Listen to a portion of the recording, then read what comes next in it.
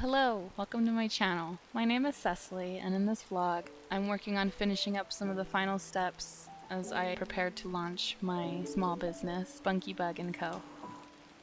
I'll be talking about some of the steps that I had to take and the decision process that I had along the way.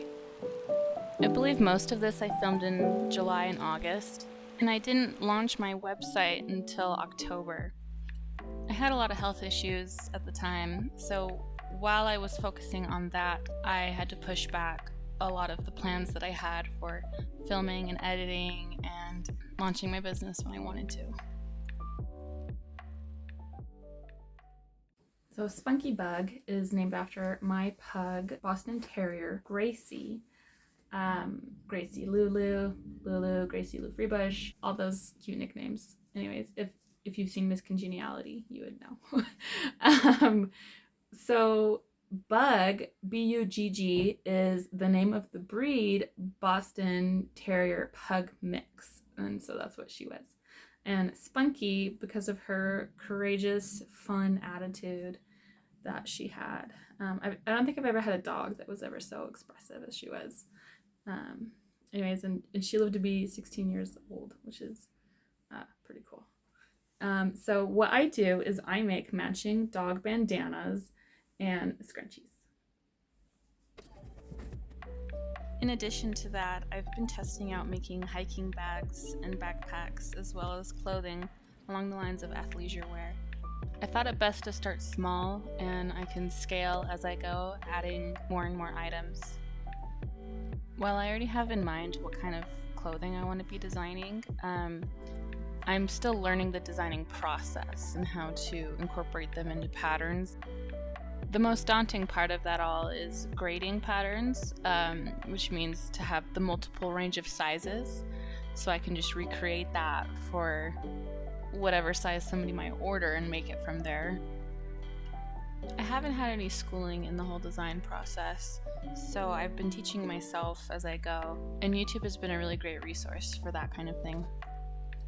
While I'm working on all of that stuff in the background, I really want to get started doing markets, or some people call them craft fairs, but it's going to take a lot of inventory to be able to do that, so I'm going to have to really work on building that up, especially since the dog bandanas come in so many different sizes.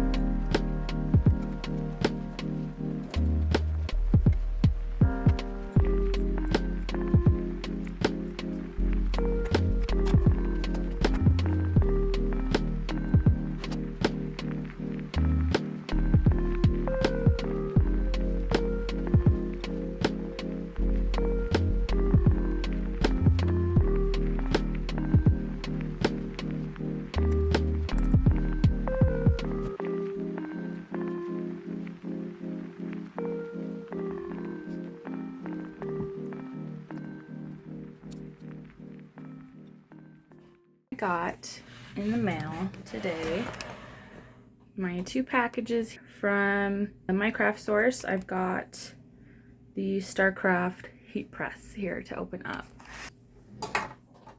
Okay,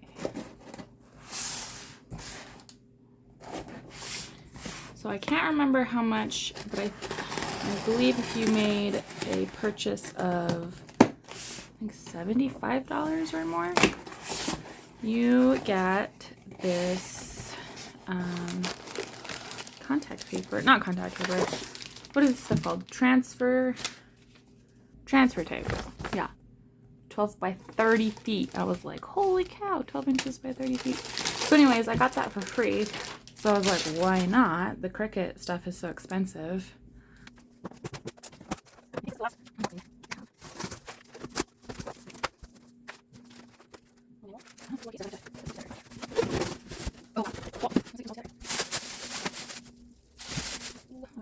This is where I need the husband.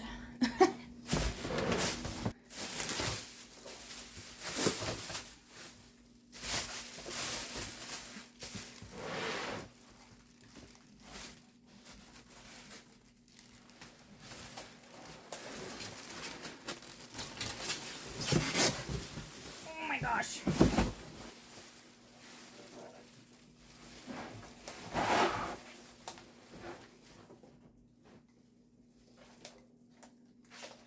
All right, so here it is. Pretty excited about this. It's a very minty color, but on here it's kind of looking more blue on camera. I wish I could have picked a different color, but there was only the one option. But that's okay. Oh, baby's waking up.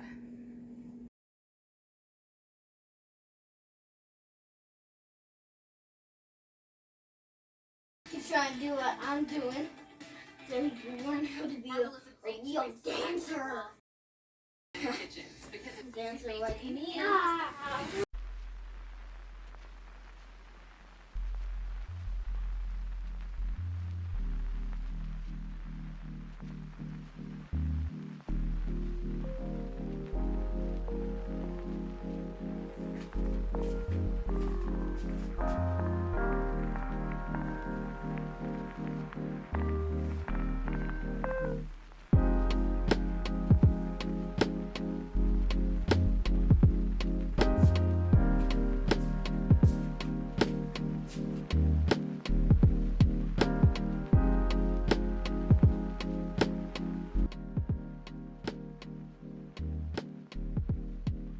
The hardest part about starting my business was putting down the hobby side and actually putting things in gear to open up shop.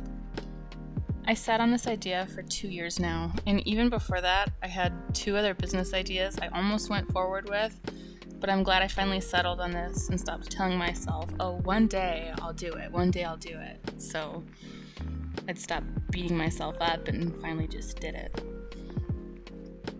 So once I decided to move forward, I realized just how much work it was going to be. I kept a running list of things that would pop into my head, like things I would need to do or buy or research. That was probably the best thing I did to stay organized through the whole process. I had a lot of stop and go through the whole process. It took me about a year to get things off the ground. Part of that is because I was struggling with my health, but besides that, I didn't realize there's so much to do when starting a business, and I did a lot of overthinking along the way.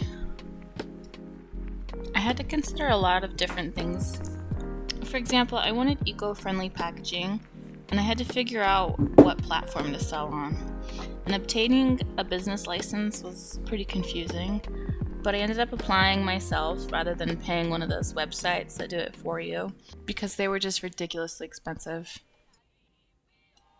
I enjoyed working with a 3D printer who took my bandana measurements to create my pattern templates, which I use all the time. Before, I just had them drawn out on a piece of paper and they would just get ruined.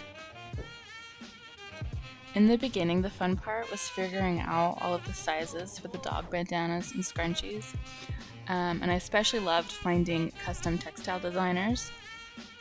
I decided from the beginning if I was going to be choosing fabrics with pattern that I really wanted it to be unique, not something you could just pick up in a store. Not all of my pattern materials are from independent designers, but as I grow, I'd really like that to be a focus.